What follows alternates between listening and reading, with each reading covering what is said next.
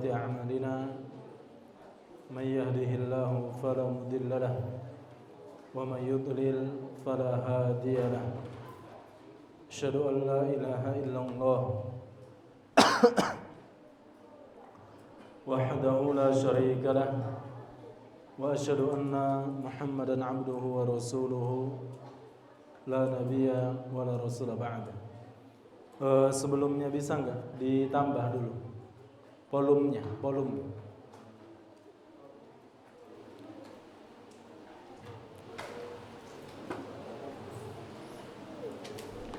Qadarullah masih batuk.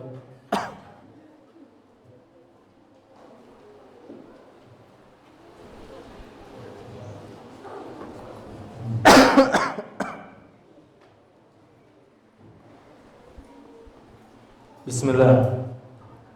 Jelas Bapak Ibu? Alhamdulillah. Baik. Ya ayyuhalladzina amanu ittaqullaha haqqa tuqatih wa la tamutunna illa wa antum muslimun. Ya ayyuhan nas ittaqu rabbakum alladzi khalaqakum min nafsin wahidah wa khalaqa minha zawjaha وبث منهما رجالا كثيرا ونساء واتقوا الله الذي تساءلون به والأرحام إن الله كان عليكم رقيبا. Ayo ikhwah, kajian pada malam hari ini tidak seperti biasanya ya. Insyaallah anak akan awali dengan membacakan pertanyaan-pertanyaan yang sudah 2 pekan ini numpuk. Anak bacakan dulu.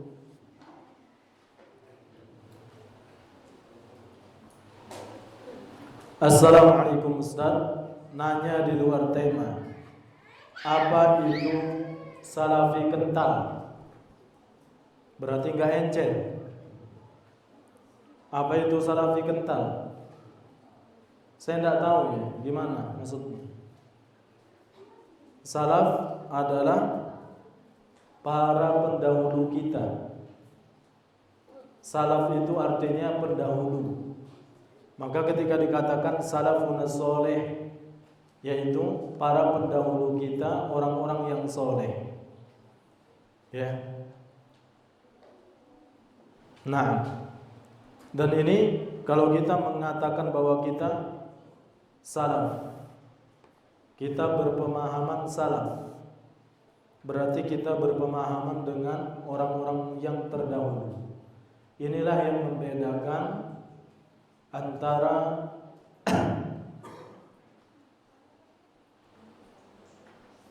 pemahaman ini dan pemahaman-pemahaman yang lain.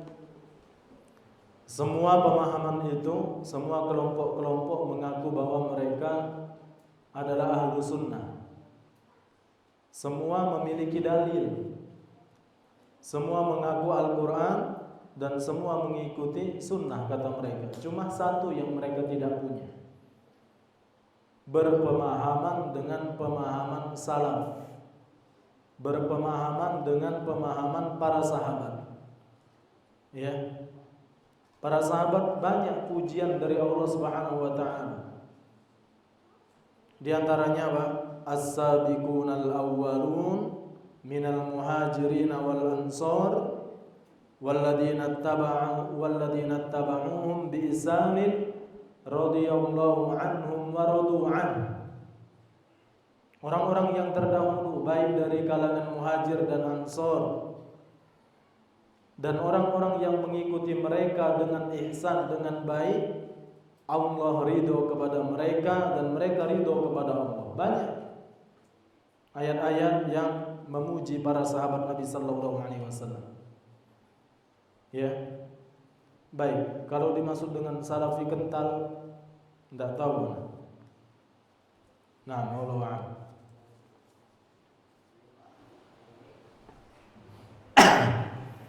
Assalamualaikum Ustaz, apakah ada doa meminta pendamping hidup yang cantik atau ganteng?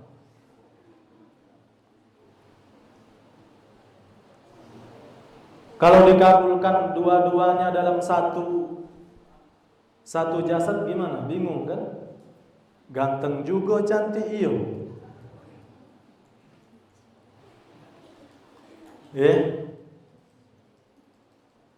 Minta bukan yang ganteng, bukan yang cantik, minta yang terbaik. Banyak ada kecantikan membawa bencana? Banyak enggak kegantengan membawa bencana? Bahkan wallahu alam ya, katanya ada ganteng-ganteng orang tuh tapi mudah muak kita kalau kita jenguk itu. Padahal ganteng. Ada yang tidak membuat kita muak.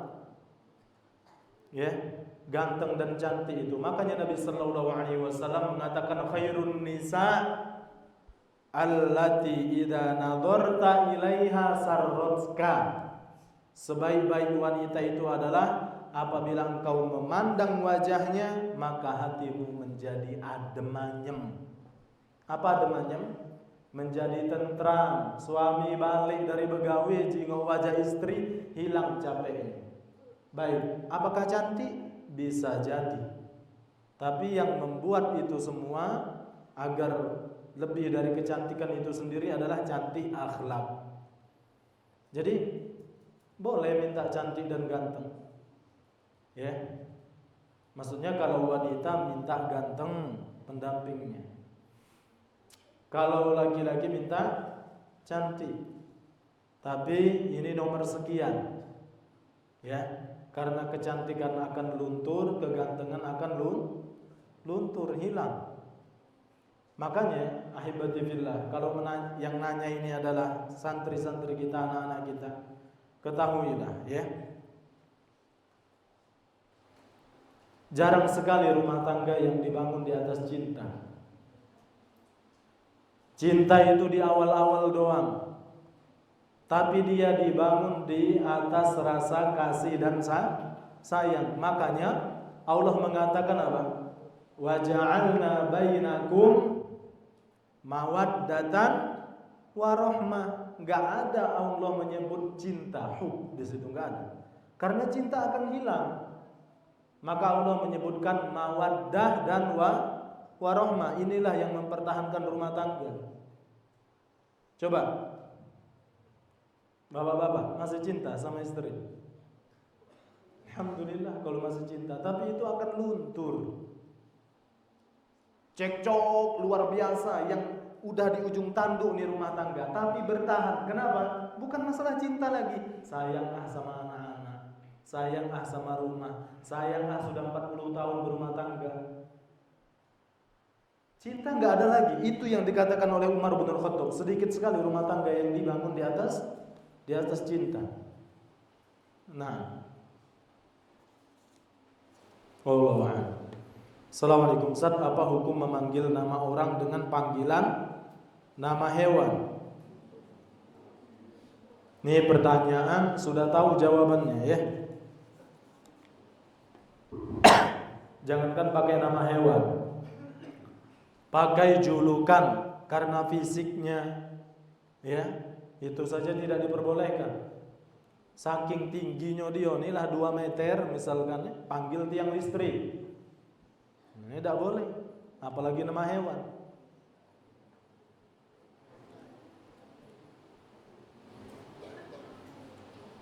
Assalamualaikum Ustaz, nak nanyo di luar tema, apa hukum orang yang selalu nyebut ea atau ror? Apa ror?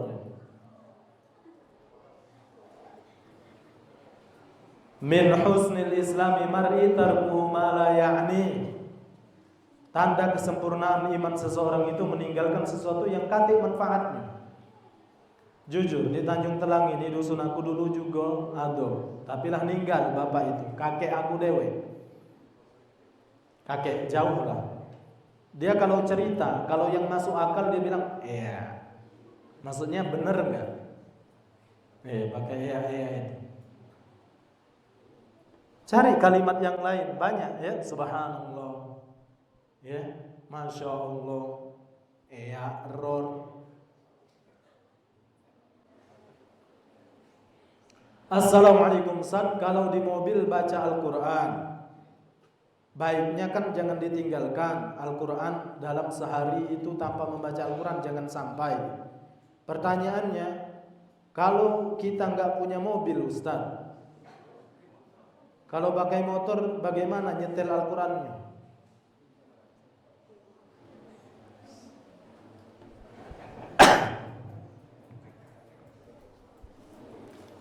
Ya pakai hafalan, ya, pakai hafalan sambil ngegas bermotor itu. Ya mungkin aja sudah ada motor yang nyambung ke HP, ada nggak? Motor yang nyambung ke HP? Ada, pakai headset, ya dah.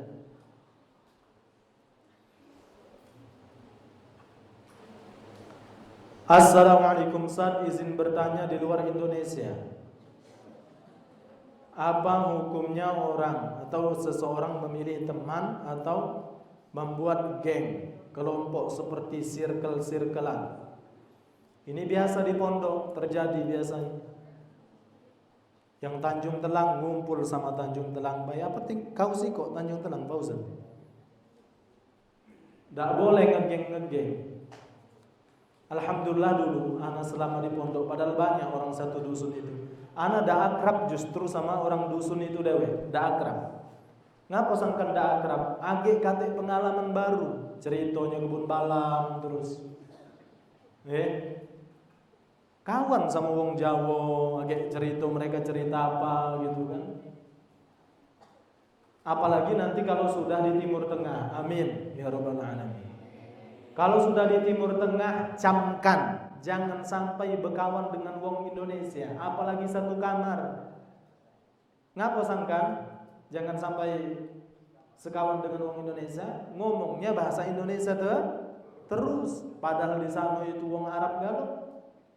Berkawan dengan wong Jepang, berkawan dengan wong Chinese, ya. Berkawan dengan wong Eropa. Ana itu satu kamar dengan orang Afrika pernah, orang Afghanistan pernah. Alhamdulillah tidak diajari bikin bom.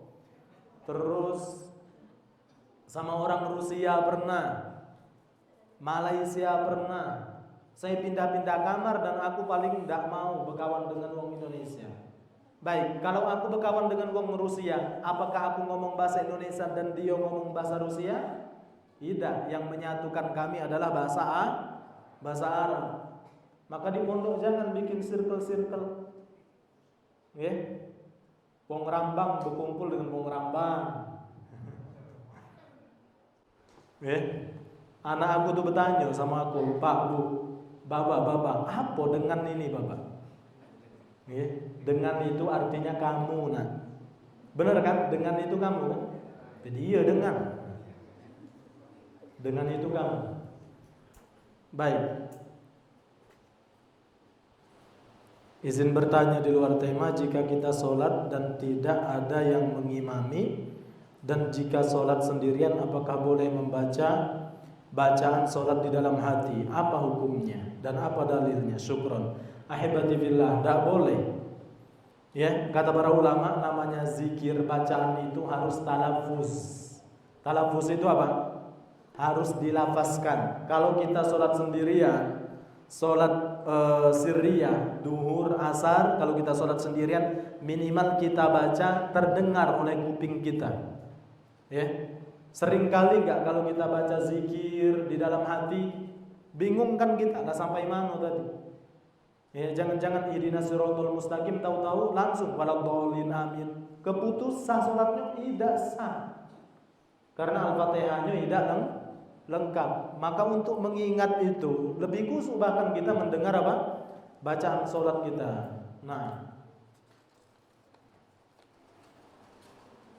Assalamualaikum. Ustaz Afan bertanya di luar tema. Ustaz, jika ada orang selalu mimpi basah, terus apakah setan itu suka dengan dia? Ini tanda apa Ustaz? Tanda kau ini kebanyakan tidur.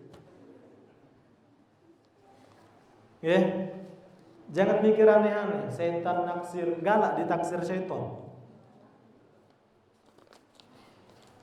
Allahu Akbar.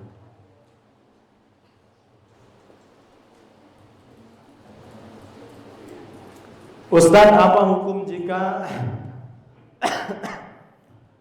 teman kita ulang tahun diberikan kado di luar hari lain. Sama baik kalau niat kau ngasih kado gara-gara dia ulang tahun, walaupun dia ulang tahun ini, kau kasih tahun depan tapi niatnya karena ulang tahun, tidak boleh. Ya, tahabu, saling kasihlah hadiah di antara kalian, maka kalian akan mencintai satu sama lain. Ya, akan tumbuh rasa cinta. Makanya Bapak Ibu, ini kalau ada wali santri tidak boleh ngasih hadiah sama ustadz. Ya. Age ngapo tidak boleh? Age ustadz itu condong ke anak ibu. Tidak berani adil. Kalau anak ibu dan anak bapak ini melakukan kesalahan, dia tidak berani ngukum. Jadi bagaimana Ustaz? Tunggu anaknya sudah lulus, baru ngasih hadiah. Nih Ustaz, jazakallahu khairan sudah mendidik anak-anak. Ya, alhamdulillah sekarang dia lanjut di Timur Tengah misalkan. Boleh.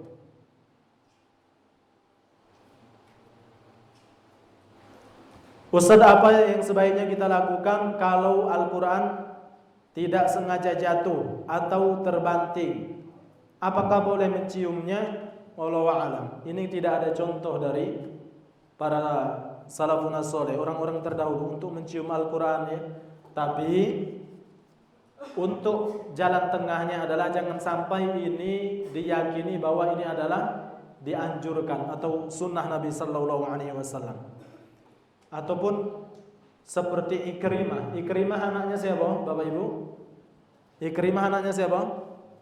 Abu Jahal. Tiap kali bangun tidur beliau ambil mushaf, beliau cium. Kalamu Rabbi, kalamu Rabbi. Duhai perkataan kalam Allah, kalam Rabbku. Beliau perlu, beliau cium. Yang jelas itu dilakukan oleh para sahabat, sebagian para sahabat. Tapi jangan diyakini ini sebagai apa? Sebagai sunnah yang dianjurkan. Nah, Allahu a'lam. Ustaz, kalau ada satu orang yang datang pada temannya dengan wajah ceria, kemudian lalu datang ke teman yang lain dengan wajah yang lain, apakah bisa ini disebut memiliki dua wajah? Nah, Nabi Sallallahu Alaihi Wasallam mengatakan apa? Sejelek-jelek manusia dzul wajhain, yang memiliki dua wajah. Ya'ti haula biwajh wa ya'ti haula biwajh. Ketika dia datang ke kaum itu dia masang wajah yang A, ketika datang ke kaum yang lain dia memasang wajah B. Maksudnya di sini adalah ketika dia datang ke si fulan dia menjelekkan fulan, ketika datang ke fulan dia menjelekkan fulan. Itu yang dilarang. Nah, yang terbaik adalah senyum kepada siapapun. Ya, tapi jangan sampai senyum katik sebab. Kayak dijemput dinas sosial. Apakah termasuk dosa besar jika seorang anak perempuan yang sudah menikah jarang mengunjungi orang tuanya karena menghindari hal-hal yang tidak sepahaman dengan orang tua, tapi tetap mendoakan orang tua dan kasih hadiah? Bapak Ibu yang dimuliakan Allah, justru enggak sepemahaman inilah harus sering dikunjungi.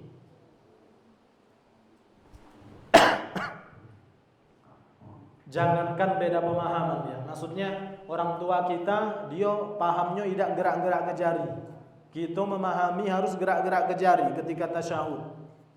Ya, kemudian gara-gara masalah ini putus silaturahmi, tidak boleh.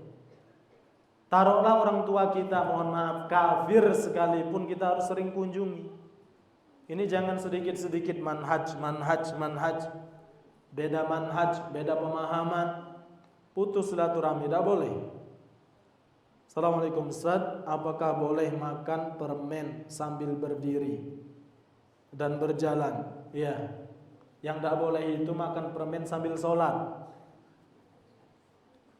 Boleh tak makan permen sambil jalan berdiri? Boleh.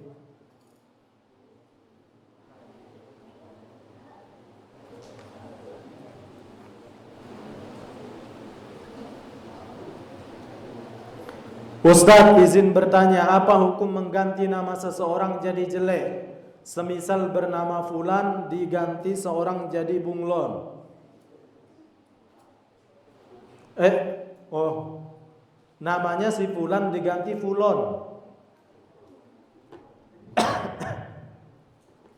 Nah, sudah tahu jawabannya insyaallah.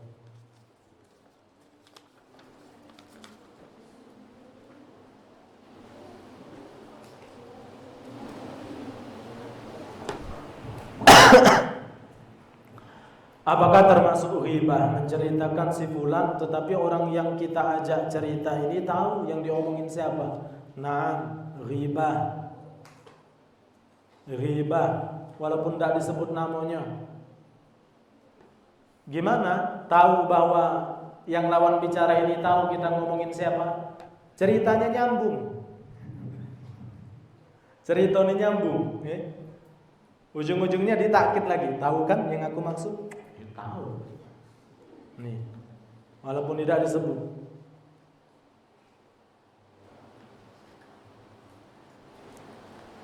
Tapi adik-adik kan sudah belajar bagaimana ghibah yang diperbolehkan.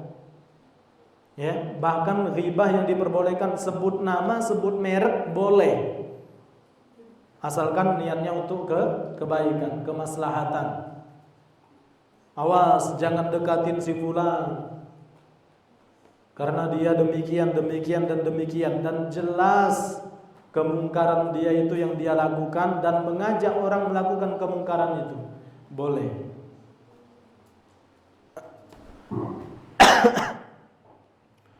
Assalamualaikum Ustaz, izin bertanya di luar tema, apakah pasir khusus boleh dimakan? Caknya dionilah nak balik ke tanah.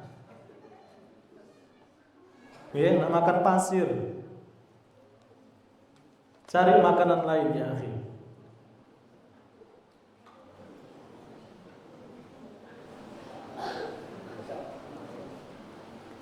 Izin bertanya Ustaz, jika ada orang yang sering menggibah dan membuat orang sakit hati, lalu orang tersebut dinasihati tapi orang tersebut masih saja melakukan hal itu dan tidak meminta maaf, apakah orang tersebut masih pantas dijadikan teman atau harus dijauhi? Nah, berteman dengan siapa aja akhi, tapi bersahabat pilih-pilih.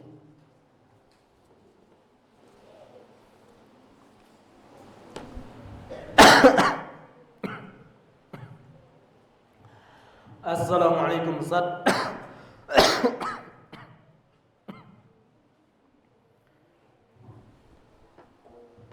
Assalamualaikum Ustaz, apa bahasa Arabnya geli, mendengkur, keselak, ngupil, dan bingung?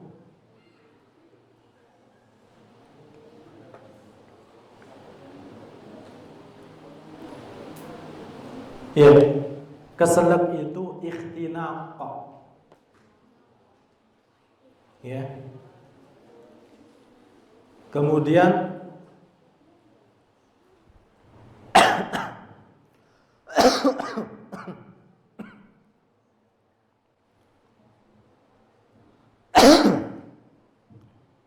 bingung itu irtabaka yartabiku. Bingung. Kemudian geli itu wakhzun. Wakhz. Ya, geli. Kemudian apa ini? Ngupil. Wallahu alam ya, anak sudah 7 tahun di sana, tidak tahu bahasa Arabnya. Ngupil. Soalnya ini sesuatu yang tidak lazim dilakukan oleh orang-orang Arab sana. Ya. Menyingkirkan kotoran hidup. Menyingkirkan itu apa? Mengambil itu kotofalan. Menyingkirkan apa? Sesuatu kotoran. Wasikhun minal anf. Sudah gitu aja. Sama seperti bahasa Arabnya tumben. Ada yang tahu tumben? Tumben ini enggak dikenal di dalam bahasa Arab. Orang-orang Arab enggak lazim. Mereka mengatakan laisa kal'adah. Laisa bukan kal'adah seperti biasanya. Cukup kayak gitu ya. Nah, wallahu.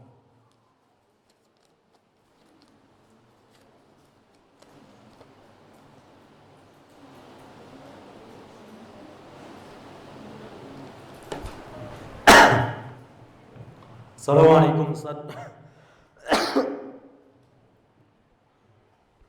Izin bertanya di luar tema, apakah wajib mandi setelah mimpi basah?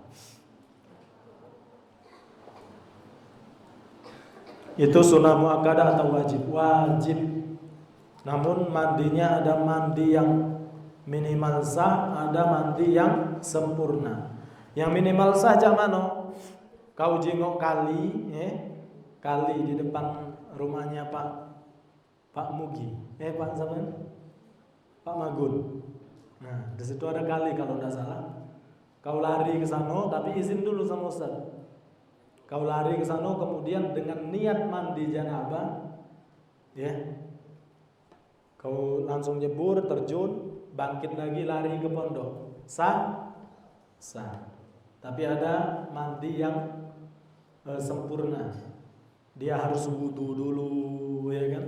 Kemudian ngambil air, dia masukkan ke celah-celah rambut.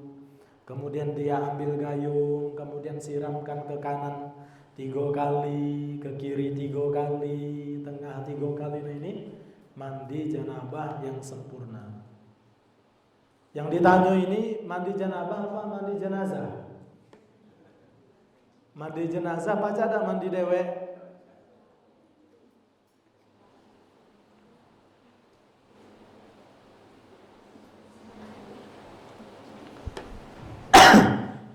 Assalamualaikum Ustaz, izin bertanya. Pas hari kiamat nanti, kalau kita ngelihat Dajjal terus kita lari, Dajjalnya ngejar apa tidak Ustaz? Aku belum pernah ketemu. Allahu Akbar, alhamdulillah. Ada tersisa waktu, Bapak Ibu? Tersisa waktu? Masih ada? Baik. Yalah, akhir syai. Sudah, alhamdulillah pertanyaan enggak numpuk lagi.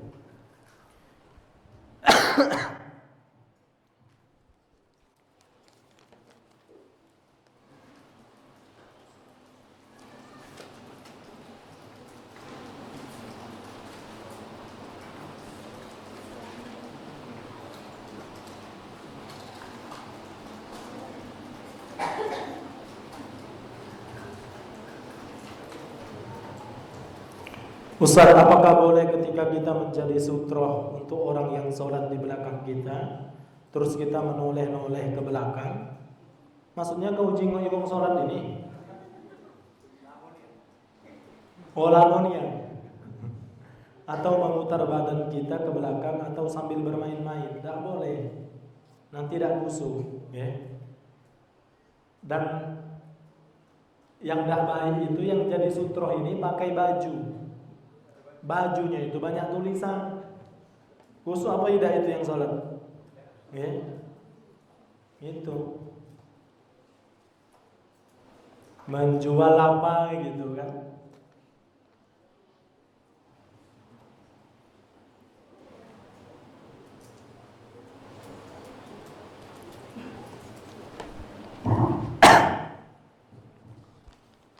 Ustaz, apakah boleh ketika sholat sunnah itu imaman? Nah, dalam satu kasus diperbolehkan. Sholat sunnah mutlak. Misalkan seseorang sudah sholat nih, sholat duhur, sholat asar sudah, karena dia dari Palembang, jamak qashar. Kemudian dia ke sini pas sholat asar. Kemudian dia mau ikut sholat misalkan, boleh? Boleh. Jatuhnya sebagai sholat sunnah mutlak. Namun ahibati fillah, pahami bahwa sholat sunnah itu adalah ziyadah, sholat tambahan, dan dia harus dirahasiakan. Makanya sunnahnya sholat sunnah itu dilakukan di mana? Di rumah. Tapi masalahnya kita nyamanlah balik ke rumah, dak sholat lagi. Makanya lebih baik dilakukan di masjid. Ini biasanya sering terjadi ketika Ramadan. Masya Allah, pengen menyembunyikan amalan. Sholat apa? Sholat tarawih. Masya Allah. Ketika sholat isya, langsung dia pergi. Rencananya apa? Nak sholat bareng sama istri di rumah, sholat tarawih. Apa? Ngambil remote apa? Remote TV sudah. Malah megang remote TV ini sudah. Kata Ustaz, ini sebaik-baik sholat sunnah itu dilakukan di rumah. Nah, baik. Bismillah, masih ada waktu sedikit. Silakan Bapak Ibu dilihat hadis yang setelah.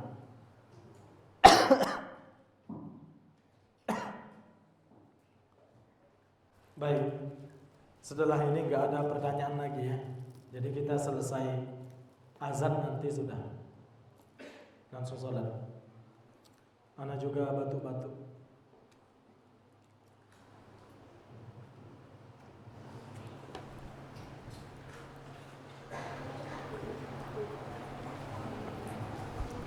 Hadis yang ke-52 atau 53. Wa 'an Ibnu Mas'ud anna Rasulullah sallallahu alaihi wasallam qala innaha satakunu ba'di atharatun wa umurun tunkirunaha. Qalu ya Rasulullah fama ta'muruna? Qala tu'adduna al-haqqa alladhi 'alaikum wa tas'aluna Allah alladhi lakum. Ya, disimak Pak Bu. Yang tadi pertanyaan tadi mungkin kita dapat faedah sedikit, tapi yang ini jangan dilewatkan. Dari sahabat Abdullah bin Mas'ud bahwa Rasulullah sallallahu alaihi wasallam beliau bersabda, "Innaha satakunu ba'di." Sesungguhnya nanti sepeninggalku, ketika aku wafat, kata beliau,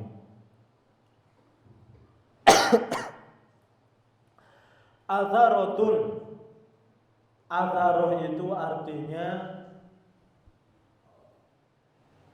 apa ya? Atharoh itu egois. Atharoh itu artinya mohon maaf ya, agar kita paham, nak menting ke perutnya dewek. Di sini di terjemahnya apa? Pak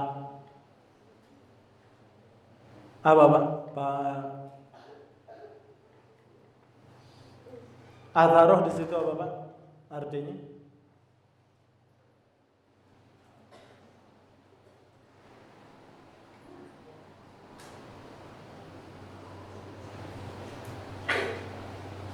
Pak Gunta, Pak Gun.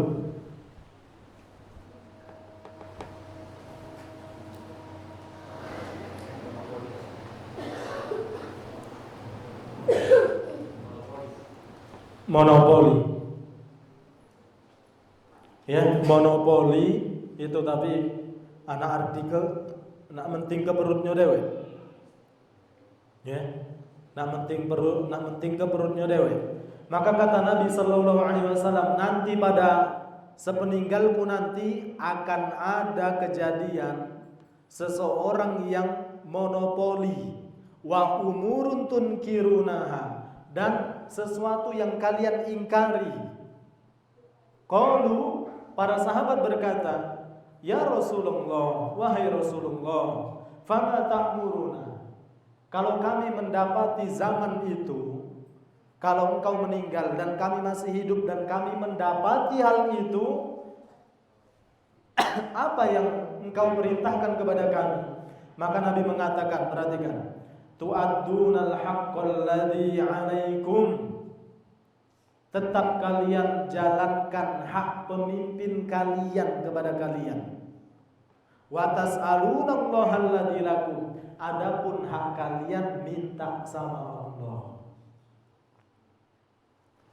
Berarti terjemahnya gimana? Sesungguhnya nanti kata Nabi, sepeninggalku akan ada pemimpin yang menting ke perutnya dewek, monopoli dan kebijakan-kebijakan dia yang kalian ingkari, kalian tahu kebijakan dia ini melanggar batasan-batasan Allah. Para sahabat bertanya, ya Rasul, aman kami mendapati pemimpin kami cak itu agak cak mana? Maka Nabi mengatakan, tetap kalian jalankan hak pemimpin itu, adapun hak kalian mintalah sama Allah. Azan 2 menit lagi. Bapak Ibu, hadis ini berat bagi sebagian kaum muslimin, berat, wabot berat, ya. Tahu yang terjadi di Pati sekarang? Bapak Ibu tahu yang terjadi di Pati sekarang? 250% pajaknya dinaikkan.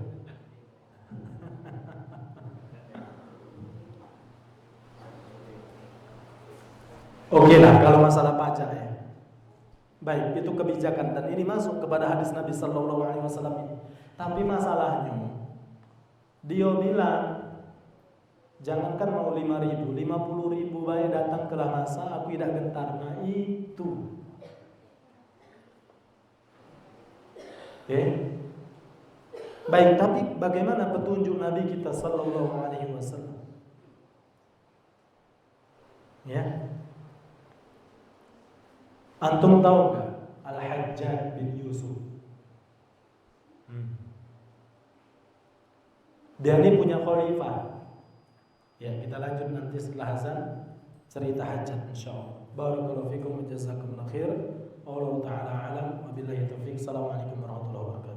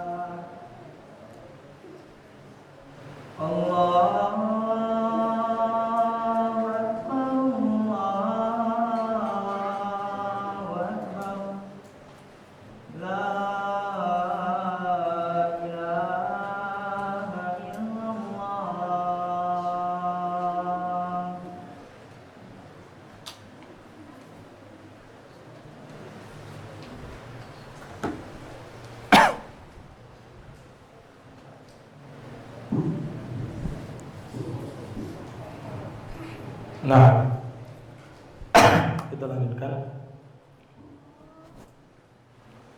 Bahwa kata Nabi Sallallahu Alaihi Wasallam, nanti akan ada pemimpin-pemimpin yang mereka atharoh. Jadi dalam bahasa Arab itu ada atharoh, ada itharun. Itharun itu artinya mementingkan kepentingan orang lain dibanding kepentingan diri sendiri. Kalau atharoh itu sebaliknya, egois, menting ke perutnya dewe. Baik, ahibati fillah yang dimuliakan Allah Subhanahu wa taala. Ini petunjuk Nabi sallallahu alaihi wasallam. Kalau ada pemimpin yang dia baik, sebelumnya gini. Kira-kira sabda Nabi sallallahu alaihi wasallam ini sudah terjadi apa belum? Sudah. Mohon maaf, apa yang tidak dikorupsi di Indonesia? Enggak ada. Minyak dioplos, apalagi antam dipalsukan, apa dia apa? Apa yang enggak kena? Haji ya, sekarang sudah ketangkep, ya, ex apa? Menteri Agama, dengar-dengar 1T. Nah ini bukti kebenaran akan sabda Nabi sallallahu alaihi wasallam, innaha satakunu ba'di atharoh. Sepeninggalku nanti akan ada pemimpin-pemimpin yang monopoli. Ya. Masya Allah ya. Inilah sikap Ahlussunnah, bersabar mendoakan pemimpin-pemimpin kita. Bahkan yang sekarang lagi viral-viralnya juga Pak, ada tanah nganggur diambil negara, ya.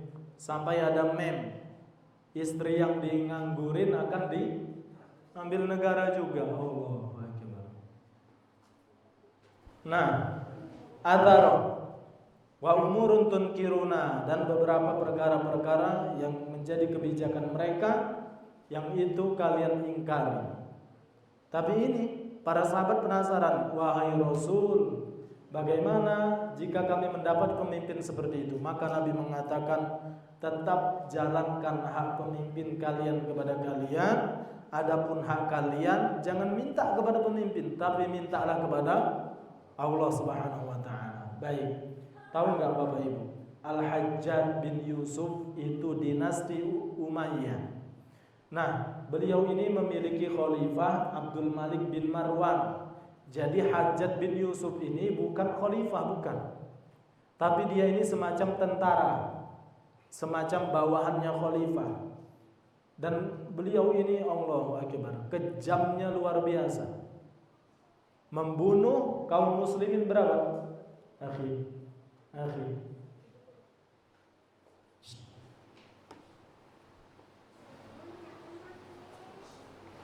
Membunuh kaum muslimin berapa? 120.000.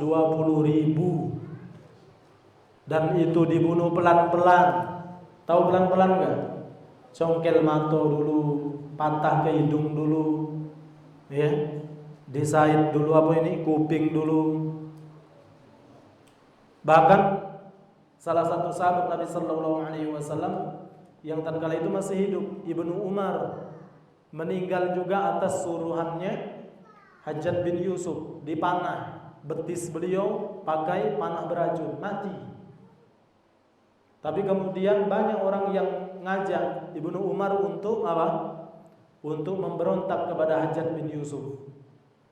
Tapi beliau menolak. Karena jelas perintah Nabi kami, kata beliau, as-sam'u wa ta'ah, menyimak, mendengar dan taat.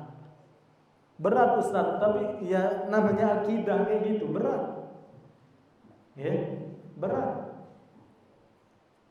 Ini kita bicara kelas-kelas presiden, khalifah, apalagi kelas-kelas RT, RW, sabar. Tapi bukan berarti sabar di sini pasrah, menafikan, mentiadakan nasihat. Ada kebijakan-kebijakan yang kayak memberatkan gitu kan. pajak dinaikkan 50%, misal. Datangi kita nasihati. Ya. Nah, baik. Kita masuk ke hadis yang satunya lagi. Wa an Abi Yahya Usaid bin Hudayr anna rajulan minal ansar qala ya Rasulullah ala tasta'miluni kama sta'malta fulanan wa fulana faqala innakum satalqawna ba'di atharatan fasbiru hatta talqawni 'alal haud. Hadis ini saya pendekkan ya, karena satu makna dengan yang tadi. Saya terjemahkan. Dari Abi Yahya Usaid bin Hudayr, anna rajulan, bahwasannya ada seorang lelaki minal ansor, dari kalangan ansor, qala, dia berkata, ya Rasulullah, wahai utusan Allah, ala tasta'miluni kama sta'malta fulanan wa fulana, tidakkah engkau menggunakan aku, maksudnya tidakkah engkau mempekerjakan aku, kama sta'malta fulanan wa fulana, sebagaimana engkau mempekerjakan si fulan dan si fulan. Maka Nabi, Bapak Ibu sekalian, ini sahabat Ansor minta apa kepada Nabi? Minta loka. Ya, minta loka. Wahai Rasulullah, tidakkah engkau mempekerjakan aku sebagaimana engkau mempekerjakan Bapak A dan Bapak B? Baik. Minta gawe kepada Nabi. Maka Nabi mengatakan apa?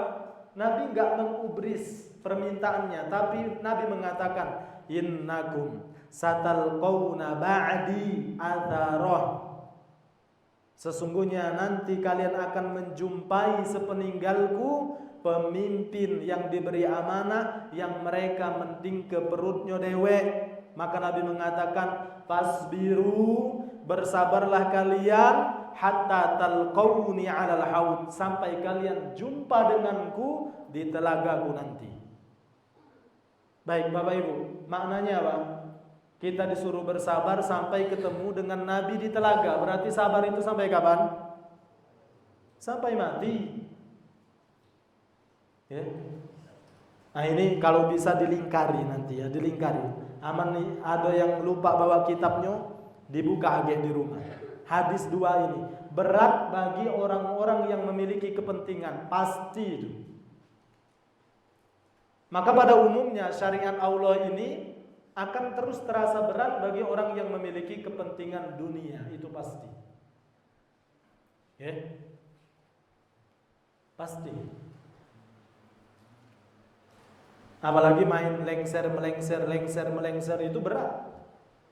Hadis itu. Ya, sangat berat. Nah kita disuruh yang pertama tadi apa?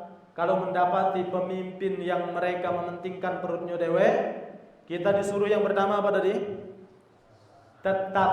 Yang pertama, hadis yang pertama tadi, tetap menjalankan hak pemimpin itu kepada kita, adapun hak kita minta kepada Allah. Hadis yang kedua apa?